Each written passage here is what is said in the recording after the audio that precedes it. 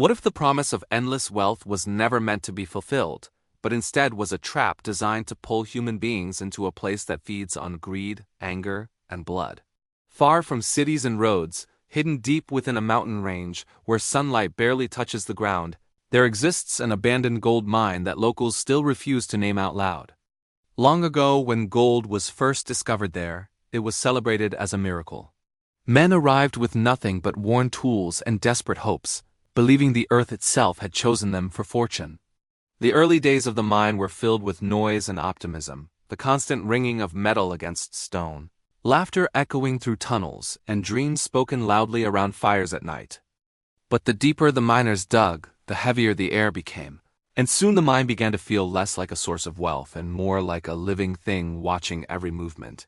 Workers started to complain of whispers that seemed to crawl along the tunnel walls. Voices that spoke in languages they didn't recognize but somehow understood, promising riches if they kept digging deeper. Shadows began to move in ways that made no sense, stretching against lantern light, sliding across ceilings, and disappearing the moment someone turned to face them. At first, these stories were laughed off as fear and exhaustion, because fear was easier to dismiss than the idea that something ancient had been disturbed. Management pushed the men harder, extending shifts, ignoring safety, reminding them that gold waited just a little deeper underground. Then the accidents started, and they were different from anything anyone had seen before. A strong, experienced miner was found crushed beneath solid rock in a tunnel that showed no sign of collapse, his body twisted as if thrown violently against the wall. Another man disappeared entirely, only to be found days later deep in a sealed shaft he had never worked in, his face frozen in pure terror, his fingers broken and bent backward as if he had tried to claw his way out of the stone itself. Survivors whispered that the mine didn't feel empty anymore, that something moved just beyond their vision, watching, waiting, growing angrier with every strike of the pickaxe. Some miners claimed they felt sudden waves of rage that weren't their own uncontrollable anger that made them want to hurt the men beside them, and a few fights broke out underground with no clear reason. Local legends soon began to circulate, stories passed quietly between workers at night, speaking of a man who had struck gold deeper than anyone else and was murdered by his own crew to steal his claim. According to the tale, his body was hidden inside the tunnel walls, buried with the gold that cost him his life, and his spirit became bound to the mine, fueled by betrayal and unending fury. As weeks passed, the mine seemed to respond violently to human presence, causing sudden cave-ins only when certain miners entered, slamming tunnel doors shut, extinguishing lanterns without wind, and filling the air with screams that echoed from nowhere and everywhere at once. One man staggered out of the mine at dawn, his clothes torn, his skin covered in deep scratches. Unable to speak a single word afterward, his eyes permanently fixed in a look of horror. Then came the night that ended everything.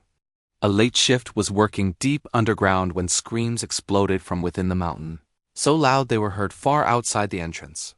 Rescue teams rushed in, but the tunnels seemed to change, paths collapsing in unnatural patterns, walls cracked open as if struck from within.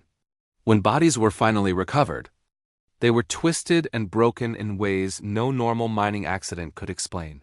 Some crushed, others flung violently against stone, and a few simply missing, as if the mine itself had swallowed them whole. By morning, officials ordered the site sealed, claiming gas leaks and structural failure, while quietly destroying records and threatening anyone who spoke of what they had seen. The gold was left behind, untouched, as if no amount of wealth was worth reopening that wound in the earth. Years turned into decades and the mine faded into legend, but it never truly slept. Locals reported hearing metal striking stone late at night, even though the entrance was sealed. Hunters claimed their compasses spun wildly near the mountain, and some said they heard their names whispered from the rocks, calling them closer. Paranormal investigators and thrill-seekers who dared to break through the barriers described sudden equipment failure, voices captured on audio recordings that begged them to dig, and overwhelming feelings of rage and fear that sent them running for their lives. A few returned with stories of shadows moving independently of their bodies, of something tall and violent lurking just beyond their lights, guarding the tunnels with hatred that felt alive. Even today, the mine remains closed, not because it is unsafe to enter, but because something inside refuses to be disturbed. The gold still lies buried in darkness, soaked in blood and suffering. guarded by a spirit that was born from human greed and betrayal. And the question remains, chilling and unanswered, whether the spirit protects the gold from humans, or whether the gold itself was always just bait, placed there to lure souls into the depths where they would never truly escape.